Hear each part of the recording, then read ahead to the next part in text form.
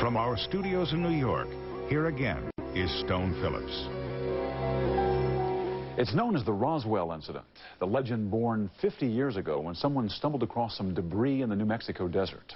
Today, the Air Force released a new report on Roswell, its second, saying that wreckage, which some believe was an alien spaceship, was really just debris from a damaged observation balloon. And the aliens people reported seeing, dummies from a balloon test.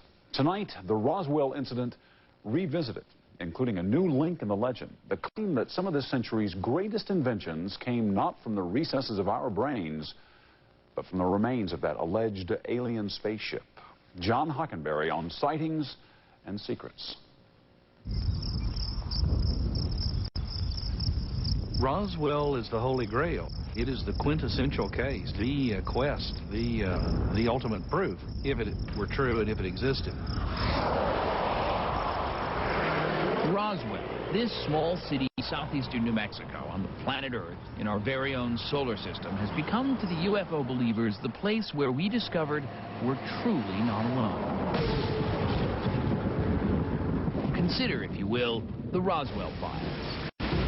A tale that begins, appropriately enough, on a dark and stormy night, 4th of July weekend, 1947.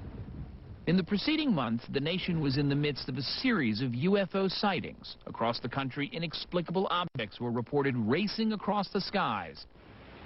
But this stormy night in the desert would be different because of what many believe fell to earth.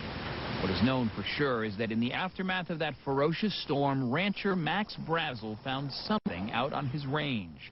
He alerted the Army Air Force Base at Roswell, and a legend was born. But first, it was a news story. An official press release startled the nation. Army Air Force captures flying saucer, read headlines around the world.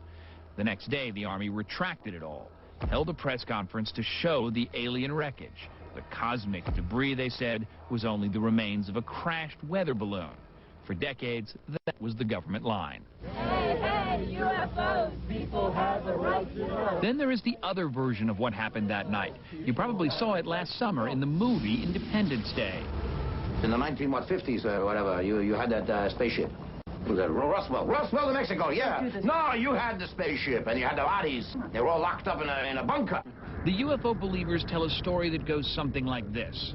Not only did an alien spaceship crash into this arroyo here in the desert, but the bodies of several, no one can agree on how many, extraterrestrials were pulled from the wreckage, driven across the desert to this Hangar 84, then loaded onto planes and flown east for secret autopsies.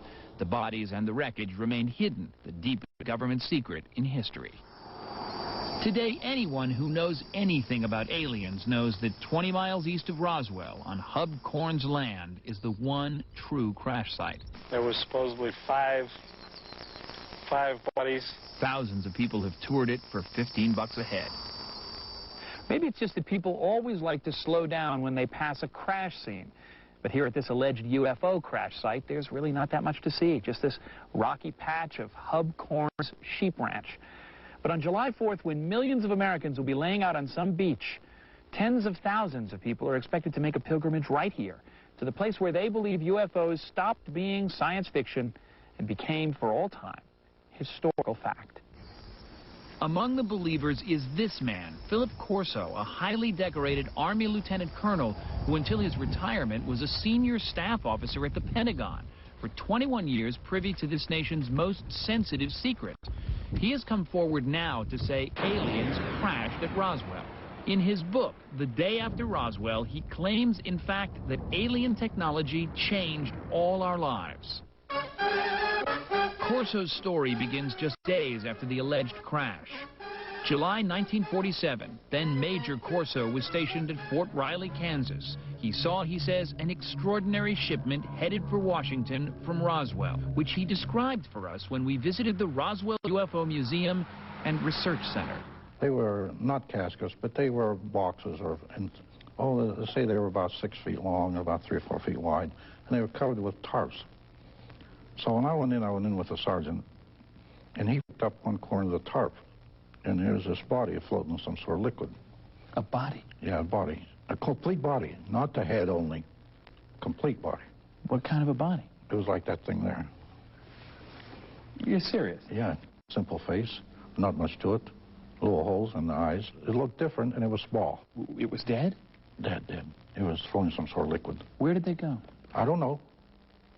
I never got into that. Corso says he never mentioned his close encounter with alien bodies when he was on General MacArthur's staff in the Korean War, or when he was military advisor to President Eisenhower, or even when he was a commander of a nuclear missile battalion in Germany during the Cold War. You commanded nuclear warheads. I had atomic warheads. You know, this was not trivial stuff. You're a colonel in the U.S. Army with access to the most secure secrets of the United States government. I had all the clearances above top secret. I had the satellite clearance, eyes only at the White House. I had the crypto clearances. I had all those clearances one time or other. And you believe in flying saucers? I have to believe it. In the whole Roswell saga, Colonel Corso holds a particularly important position. He is the only alleged eyewitness to the alleged existence of the alleged alien bodies. We called them, in those days, extraterrestrial biological entities. You are the last living human being that saw those alien bodies. Remember now, there was people like me who had to know, who were people who wouldn't talk. So you think there are still people out there keeping the secret? I think I don't think I'm the last there are. So tell me about this here. Well, this is similar to what it looks like. Now, the mouth is different. I didn't see any big mouth like that. No sex organs. The nose was not like that. The ear is about right. And that eyelid, finally, when it was analyzed, it was that it collected light, like our image intensifies. And as we'll see, that glimpse of the aliens was only the start of Colonel Corso's involvement with the great Roswell alien cover-up. After all, extraterrestrials from Roswell and elsewhere are not all that, well, alien a concept. In fact, a Dateline poll revealed 50% of adults surveyed they believe the U.S. government has concealed information when it comes to aliens and UFOs. And some witnesses reported the UFOs were shaped like hamburgers, even Big Macs. What's behind all the recent reports of weird happenings in the skies over Phoenix recently?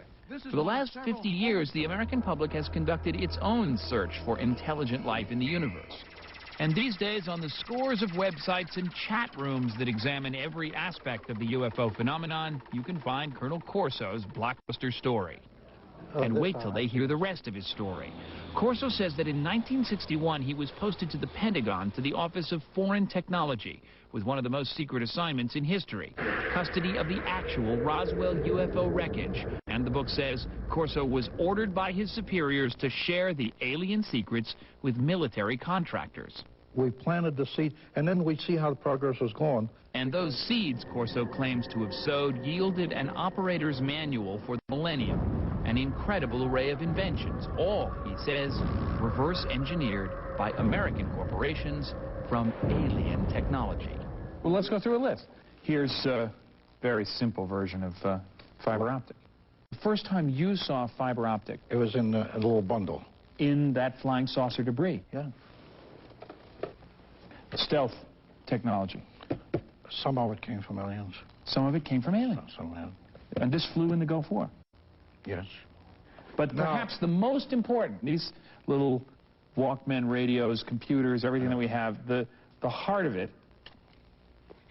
is one of these. As far as I'm concerned, the most important thing that we did was integrated circuit. You saw it the first time. Size of a quarter, black. From the flying saucer one debris. Was charred. I had about 4 or 5 of them. So all this technology came from aliens? We called it applied engineering. What we meant by that was give this information to industry that wants it and encourage them to take credit for it and take the patents. Right, but the aliens would love to have the patents. Well, maybe the aliens have lawyers. I don't know. So we talked to representatives of the companies cited in Colonel Corso's book. They hold the patents on things like Kevlar, fiber optics, lasers, night vision scopes, and integrated circuits. All items Corso maintains came from alien technology. It's a who's who of American industry. But Monsanto, DuPont, Hughes Aircraft, Bell Labs, and Dow Chemical all said they had never heard of Colonel Corso or the Roswell wreckage. Dow Chemical did expand its statement to say, quote, although we're not entirely certain, we strongly suspect that all of the men and women Dow scientists responsible for our inventions over the years hail from the planet Earth. And Bell Labs claimed that its technology, too, is, quote, grounded in the creativity and hard work of very talented Earthlings. Corso says the companies weren't supposed to know where their inventions came from. They were purposely misled. It was all part of the plan. Roswell is not only a series of hoaxes, but it's rumor-mongering, legend-making, raconteuring, everything you can imagine. Joe Nickel edits The Skeptical Inquirer, a publication dedicated to investigating claims of the paranormal. So what is the likelihood that in some file in Washington that there was a little bag of artifacts from a crash site that ended up seeding all these technological changes, as Colonel Corso claims? I believe the odds are between 0 and none. That high? What crashed at Roswell? What crashed at Roswell was a secret government spy balloon called Project Mogul. It took 6 pounds of paper for the Air Force to say the same thing in this 1994 investigation. The Roswell UFO was a balloon. Colonel Richard Weaver, now retired, wrote the Air Force report. He feels for the Roswell faithful. No, I think regardless of what the Air Force says itself or what anybody says that contradicts their beliefs in that, that they're not going to be happy, because some of these people have turned this into their life's calling. I got bad news for them. They're going to go down with a pretty boring life because there's nothing there. Period of time. The findings were reiterated once again today in the latest Air Force report. There were about 2,500 balloons launched during this 30-year period. But no government report will deter the Roswell faithful, who are sure the truth is indeed out there.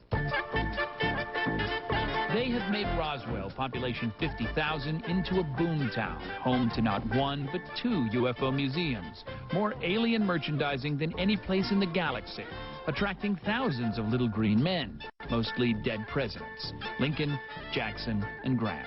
As for proud old soldier Philip Corso, he says there's even more to tell. It's not in his book, but you heard it here first. Oh, this is the site here. I saw something like this some other place. Really? Where? It was Fate and Time Machine. I'll tell you about that later. You'll tell me about the time machine later? Okay. I mean, how long do we have on the air today? More than 100,000 people are expected in Roswell this summer for their own close encounters on this, the 50th anniversary.